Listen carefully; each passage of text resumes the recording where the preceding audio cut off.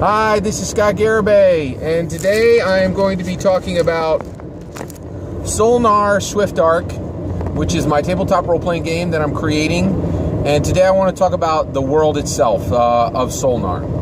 So Solnar is it is a fantasy-based world, and it is one distinct planet on its own material plane. Okay. And on that planet, there are 5 races. This is completely fantasy-based. You would think similar to to Lord of the Rings, similar to Faerun, those type of worlds. So no modern electronics, no electricity, not a steampunk realm, anything like that. Traditional fantasy, just for the base, right?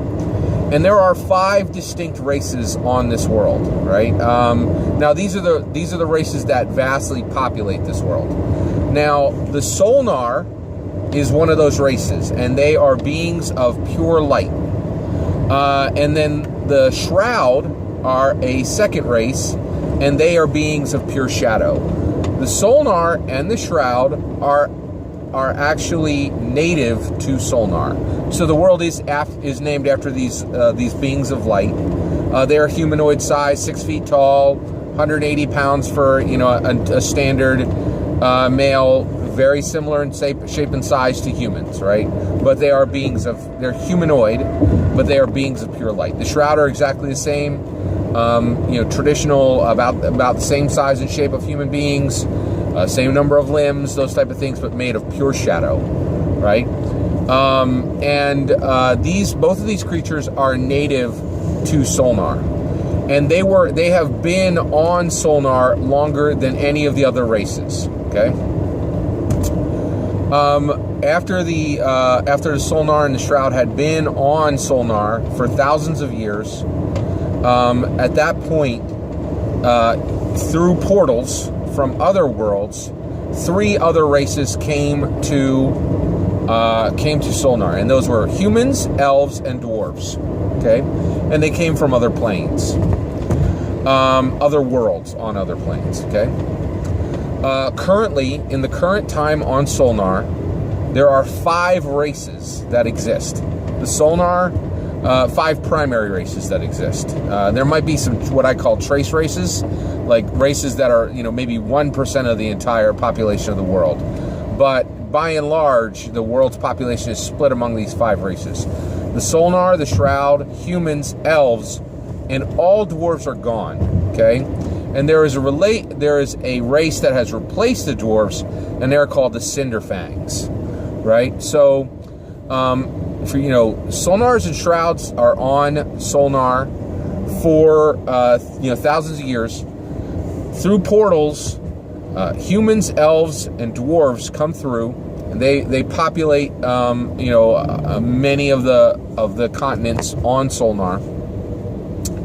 And thousands of years after they're coming through, at that point, what happens is the elves and the dwarves get into a war. Okay, now the world of Solnar is much smaller than Earth.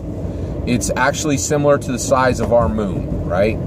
And the number of these beings on this world is very small, right?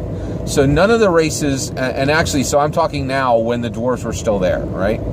So there was a time where you have 5 races on the planet, and that is Solnar, Shroud, human, elf, and dwarf, and all of those races have numbers that range between 50,000 and 200,000. But the dwarves are the least populated, and they're 50,000, and the elves are the second least populated, and they're 80,000. They get into a 40-year war that absolutely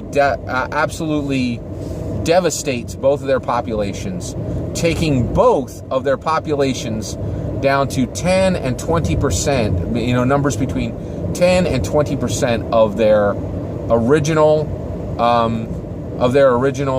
numbers. The two races realize that they've been battling each other for 4 decades, the battle has been utterly, devastating to both of their cultures. And they also look around, and I haven't even talked about the Solnar and the Shroud, but both the elves and the dwarves realize that the humans are a major threat now, because the humans have not been through 4 decades of war, and they've become incredibly powerful. The elves and the dwarves come together for a peace talks to try to end the war. A horrible act occurs at the peace talks, and for the next 6 months, there is the most heated amount of battle between these two races that has ever occurred. And so the elves and the dwarves just go at each other left and right, right? The elves become dominant and are just about to win, right? There are only 600 dwarves left in the world, and there are only 4,000 elves left in the world. And the elves realize that what they have to do to finally defeat the dwarves, to make them to surrender, is to get them out of the mountains, right? And so there are two mountain keeps that are left, and the elven generals send their forces to these 2 areas. They flood one of the mountains, killing all at once, killing everyone in that mountain keep, right? Killing all the dwarves in that mountain keep. In the last mountain keep, the elves go in and they're fighting tooth and nail, and it takes about a week, and of course, messages can't really be sent very quickly, right? So once they've completely drowned all the dwarves, all the elves have drowned these dwarves in the one mountain keep, they send messengers saying, hey, we can actually lighten up on the second mountain keep, because, once they learn that we've defeated everyone in the other mountain keep, they should come out and surrender, which it's fine. We have this war won. So they send those riders off, right? The battle just continues raging. And so the dwarves are actually in their mountain keep, and they are going like crazy, and they are forging very, very powerful weapons. And so they're forging these powerful weapons, and they're using them against the elves. The elves are losing hundreds of soldiers.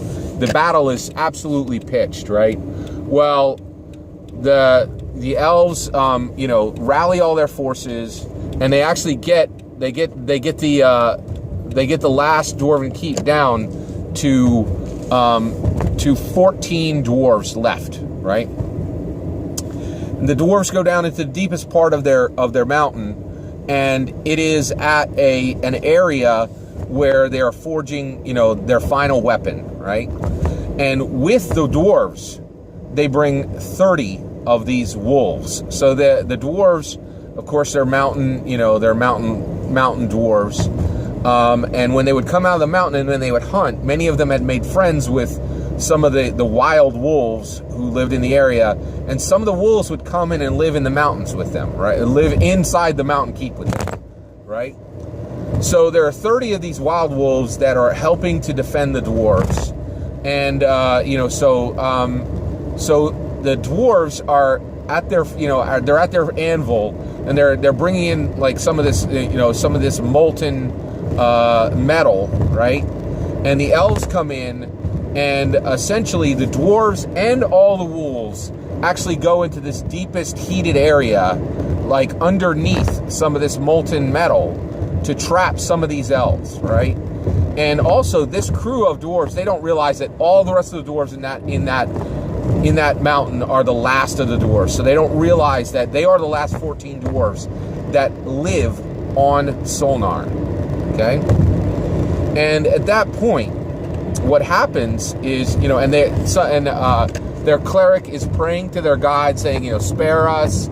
And their warriors are getting ready to battle, and the wolves are right there, and they're all under this, under this trap that they're setting to get these elves who are coming in for them. Something goes wrong, and the trap comes down, right? And the molten metal pours down on all 14 of the dwarves, and on all 30 of the wolves, right? And it kills every single one of the dwarves. They all die. And the dwarven god realizes, since it's, the dwarven god is a god, a deity, the dwarven deity realizes this is my last moment of life. And so the dwarven deity, realizing it will have no further followers and no one whose faith will sustain it, is about to die. So it takes all of its life energy, and what it does is it simultaneously grants sentience and makes survive through the metal, the molten metal, the cinder fangs, right? The wolves that are with the dwarves, all the dwarves die.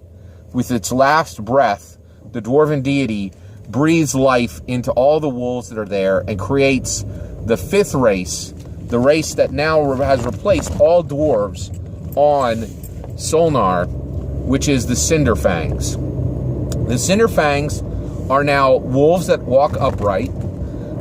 They walk on two legs, and and they have claws and of course teeth.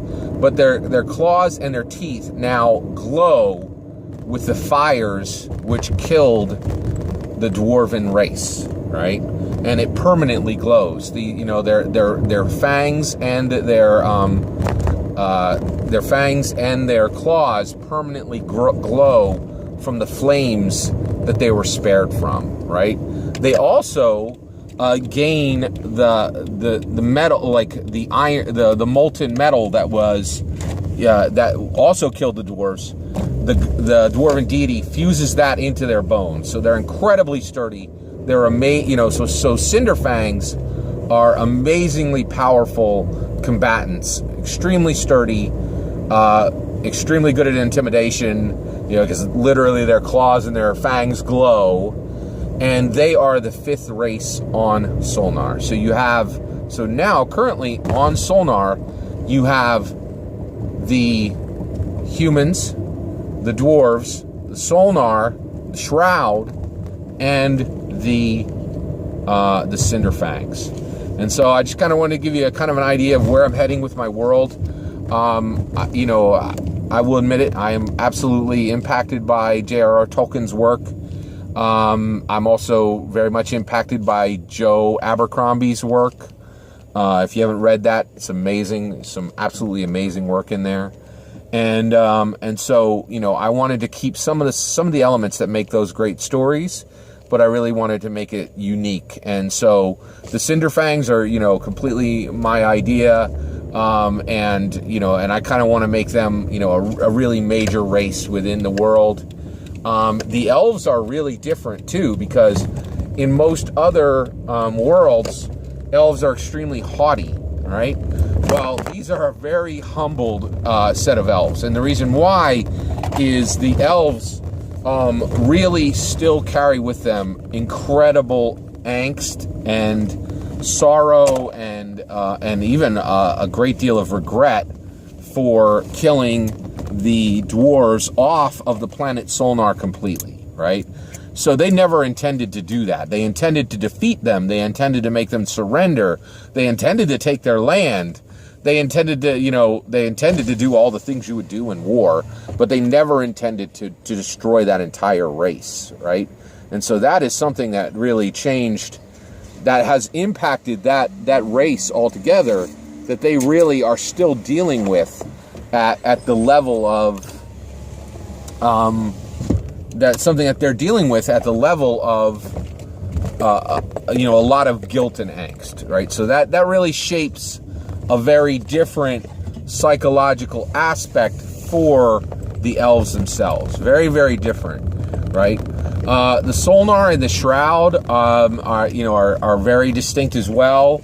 Of course, you have the differences between light and dark.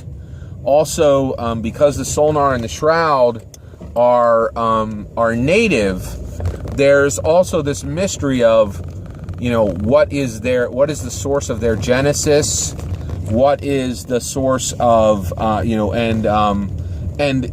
are natives to that world. Both of those races are native to that world, whereas the